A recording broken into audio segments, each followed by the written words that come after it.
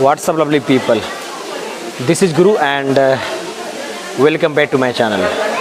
तो बात कुछ ऐसा है कि फ़िलहाल हम लोग भीमा शंकर ज्योतिर्लिंग के दौरे पर आए हुए हैं दर्शन के लिए। और फ़िलहाल यहाँ पर जो फोग है ना काफ़ी ज़्यादा जम गया है और यहाँ का जो नज़ारा है ना बेहद ही खूबसूरत हो गया है। तो मैं आप लोगों को थोड़ा सा यहाँ भीमा शंकर का नज़ारा दिखाता हूँ, तो आप लोग बने रहिए और इस सफ़र का मज़ा लेते रहिए। तो दोस्तों, आप सबों का स्वागत है महादेव के छठवें ज्योतिर्लिंग भीमा शंकर ज्योतिर्लिंग में, जहाँ को दर्शन के लिए लोग दूर दूर से आते हैं और यहाँ पर आना जाना साल भर लगे रहता है। और फिलहाल आप लोग मौसम देख रहे हो, आपको बताना चाहेंगे गर्मी को छोड़ करके बाकी जो 6 महीना है ना, बाकी का 6 महीना यहाँ पर ऐसा ही होता है। तो आप लोग इससे घबराना नहीं, बल्कि आप लोग इसको अपना पॉजिटिव मानना, क्योंकि जब भी ऐसे मौसम होता है ना, ऐसे ऑफ सीजन में यहाँ पर जो है ना भीड़ थोड़ा सा कम होता है। क्योंकि हमारा जो इस बार जो दर्शन हुआ सिर्फ 10 मिनट के अंदर में ही हो गया था और हमने 2 बार दर्शन किया। तो आप लोग समझ सकते हो कि यहाँ पर फ़िलहाल थोड़ा सा भीड़ कम है। और दूसरी बात ये भी है कि हमने थोड़ा सा पहले ही सुबह में दर्शन कर लिया था, इस वजह से यहाँ पर थोड़ा सा भीड़ नहीं था, तो हमारा जल्दी से दर्शन हो गया था। दोस्तों, अगर मैं यहाँ भीमा शंकर में सुविधा की बात करूँ तो यहाँ पर तमाम भक्तों के लिए यहाँ पर हर तरह का सुविधा को दिया गया है सरकार के तरफ से, यहाँ महाराष्ट्र सरकार के तरफ से। मसलन यहाँ पर आपको रहने के लिए होटल्स मिल जाएगा, होम स्टे मिल जाएगा, बस फैसिलिटी मिल जाएगा, कैब कार इसका फैसिलिटी मिल जाएगा। तो यहाँ पर आप आसानी से पहुँच सकते हो। और पुणे जंक्शन से इसका जो दूरी है ये करीब 123 किलोमीटर है। तो यहाँ तक पहुँचने में बाई बस करीब 4 घंटा का समय लगता है। और अगर आप कैब से आते हो या फिर कार से आते हो तो करीब 3 से 3.5 घंटा का समय लगता है। तो यहाँ तक पहुँचने के लिए जो सड़क है वो ठीक ठाक है, लेकिन बीच में जब से बारिश हो रहा है लगातार, जो रास्ता है ना वो थोड़ा सा ख़राब हो गया है। बाकी यहाँ पर आपको कोई दिक्कत नहीं होने वाला है अगर आप तैयारी के साथ में आते हैं और अगर आप हर मौसम को एंजॉय करते हैं। बाकी देख रहे हो आज यहाँ पर जो कोहरा है ना काफ़ी ज़्यादा हो रखा है और यहाँ पर आपको रास्ते में ही इस तरह का पूजन सामग्री मिल जाता है। दोस्तों, चूँकि ये जो भीमा शंकर ज्योतिर्लिंग है ये महाराष्ट्र के पुणे में आता है, सोलापुर ज़िला में। तो यहाँ का जो लोकल लैंग्वेज है that is Marathi, but maximum जो लोग हैं सभी लोग हिंदी जानते हैं। तो आपको कम्युनिकेशन में कोई दिक्कत नहीं होगा, बल्कि आपको सुविधा ही मिलेगा, सहूलियत ही होगा। और आपको जानकारी के लिए बताना चाहेंगे, हमारे भारत में सिर्फ महाराष्ट्र ही का एकमात्र ऐसा राज्य है जहाँ पर महादेव के कुल 3 ज्योतिर्लिंग हैं, जो कि सबसे अधिक है।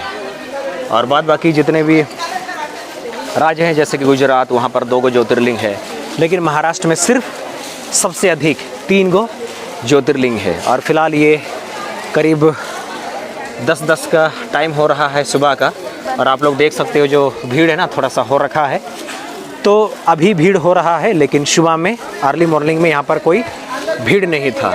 और यहाँ पर आपको लगेज वगैरह, जूता वगैरह रखने का आराम से जगह मिल जाता है, फिर आप आगे को जा सकते हो दर्शन के लिए। और यहाँ देखो जो प्राकृतिक घटा है कैसा छाया हुआ है। बेसिकली दोस्तों, ये जो भीमा शंकर है ना ये थांबा थाना एरिया में पड़ता है। और यहाँ पर देखो बहुत सारे जो लोग हैं ना बाइकर्स, बाइक से भी यहाँ पर आते हैं। और इसमें कोई हैरानी वाली बात नहीं है, क्योंकि बाकी दिन में यहाँ पर जो रोड है ना ठीक ठाक रहता है। अभी सिर्फ थोड़ा सा बारिश हुई है, इस वजह से यहाँ पर थोड़ा सा कोहरा छाया है। बाकी आप लोग यहाँ पर देख सकते हो जो बहुत सारे जो फैमिली वाले हैं, बहुत सारे जो भक्त लोग हैं ना कार में आते हैं इस तरह से कैब को बुक करके। तो आप लोग अलग अलग माध्यम से यहाँ पर आ सकते हो और आप लोग महादेव का दर्शन कर सकते हो। जैसे ही दोस्तों आप लोग दर्शन करने के बाद बाहर में आते हो तो फिलहाल यहाँ पर देखो गणेश जी का यहाँ पर उत्सव चल रहा है, श्री गणेशाय नमः। तो आप लोग यहाँ पर दर्शन भी कर सकते हो। और यहाँ पर आपको चारों तरफ इस तरह का छोटा मोटा रेस्टोरेंट्स, होटल्स ये सब नज़र आ जाएगा। इतने सारे डोगेस भाई लोग। और यहाँ पर आपको हर तरह का खाने पीने का सामान मिल जाएगा। तो यहाँ पर कोई दिक्कत नहीं है, आप यहाँ से प्रसाद वगैरह भी ले सकते हो जो कि आपको सही दर पर मिलता है। और मेरा आप लोगों से रिक्वेस्ट है, गुजारिश है कि जब भी आप लोग यहाँ पर आते हो ऐसे धार्मिक स्थल में तो आप लोग बार्गेनिंग मत करना, क्योंकि ये लोग जो है ना हार्ड स्टेशन में रहते हैं, हार्ड हिल में रहते हैं, तो यहाँ पर थोड़ा सा दिक्कत होता है। यहाँ पर देखो ट्रस्ट का अपना एक देवस्थान है, आप यहाँ पर भी स्टे ले सकते हो, यहाँ पर सुविधा है। प्लस आपको यहाँ पर चारों तरफ इस तरह का पूजन सामग्री और प्रसाद मिल जाता है। साथ ही अगर आप बच्चों के साथ में आते हैं तो अगर उनको कुछ भी चीज़ चाहिए होता है तो उसके लिए यहाँ पर आपको बहुत सारा इस तरह का ग्रोसरी स्टॉल मिल जाता है, जहाँ से आपको जो भी चीज़ आपको चाहिए होगा ये सब मिल जाता है। तो यहाँ पर कोई दिक्कत नहीं है दोस्तों, यहाँ पर हर तरह का सुविधा है।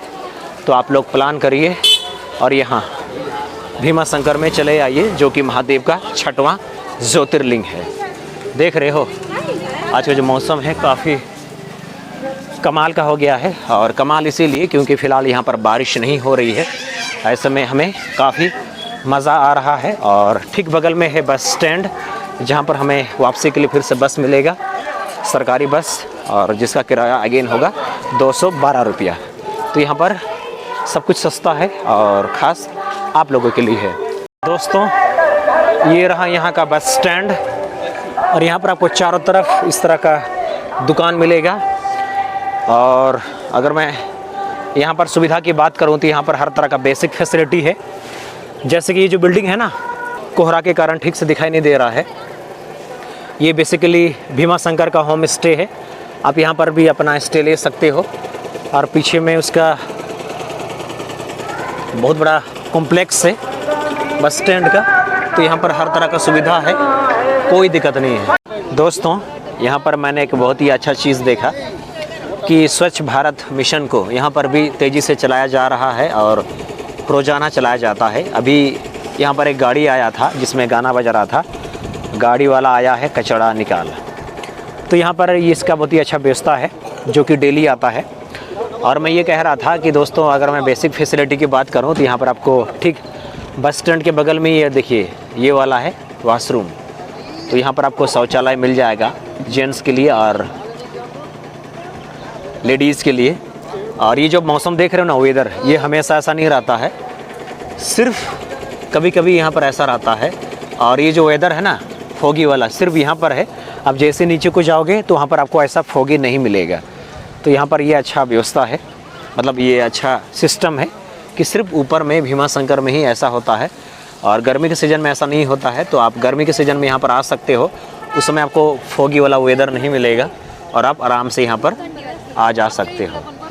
तो अगर आपको फोगी से इस तरह का वेदर से डर लगता है तो आप समर सीज़न में यानी कि गर्मी के दिनों में आ सकते हो। और गर्मी के दिनों में यहाँ पर इस तरह का जनरली फोगी नहीं बनता है, कोहरा नहीं बनता है, तो आपको काफ़ी सहूलियत होगा। फ़िलहाल देखो जो विजिबिलिटी है ना एकदम नहीं के बराबर है, समझ सकते हो ना यहाँ पर कोहरा का क्या मार चलता होगा। दोस्तों मैं यहाँ पहली बार आया हूँ भीमा शंकर में, और मेरा जो इंटरेक्शन है वेदर के साथ कुछ ऐसा हुआ देखो। और पहली बार में कुछ इस तरह का एक्सपीरियंस फोगी वेदर का, हर तरफ कोहरा ही कोहरा, और जो विजिबिलिटी है ना बिल्कुल जीरो के बराबर है। तो ये कमाल का एक्सपीरियंस है, इसको मैं हमेशा याद रखूँगा। और दोस्तों यहाँ पर जो है ना मेरा पहला दर्शन है, लेकिन महादेव के ज्योतिर्लिंग का मेरा कुल 8वां ज्योतिर्लिंग पूरा हुआ। और साल 2025 में आई थिंक मैंने कुल 4 ज्योतिर्लिंग का दर्शन किया है, आई थिंक 5। तो मेरा तेज़ी से हो रहा है, ये महादेव का कृपा है। और ये जो जगह है ना भीमा शंकर, ये बहुत ही अच्छा है, ये आप लोगों का सपोर्ट करेगी। आप लोग आइए, प्लान करिए और महादेव का दर्शन करिए। हर हर महादेव। तो दोस्तों कुल मिलाकर ये जो भीमा शंकर है ना, ये फ़ायदे वाला जगह है। तो आप लोग यहाँ पर आ सकते हो, यहाँ पर कोई दिक्कत नहीं है, यहाँ पर हर तरह का सुविधा है, यहाँ पर सारा कुछ बेसिक फैसिलिटी है। और यहाँ पर आप लोग स्टे भी ले सकते हो। तो आप लोग प्लान करिए। एंड आई होप कि इस ब्लॉग के माध्यम से आप लोगों को सारा जानकारी मिल गया होगा। और इसी के साथ आज का ब्लॉग का पार्ट को यहीं पर ख़त्म करते हैं। और मेरा आप समझ से गुजारिश है, यदि आप मेरे चैनल पर नहीं हो तो कृपया मेरे चैनल को सब्सक्राइब कीजिए, वीडियोज़ को लाइक कीजिए, शेयर कीजिए और ऐसे ही प्यार देते रहिए। और हम लोग मिलते हैं नेक्स्ट से बढ़िया सा प्यारा सा ब्लॉग में। तब तक टेक केयर, बाय बाय।